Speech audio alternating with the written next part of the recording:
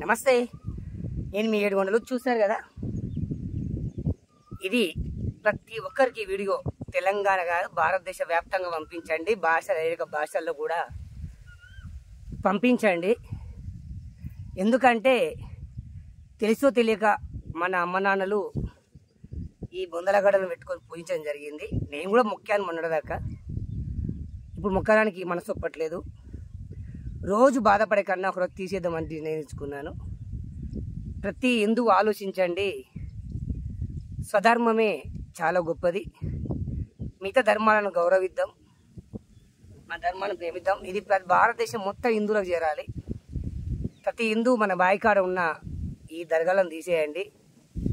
కఠినమైన నిర్ణయం తీసుకోవాలి, తీసుకోకపోతే కుదరదు. అందుకే ఈరోజు తీసుకున్నాను. ఈ వీడియోకు ముందు ఈ వీడియో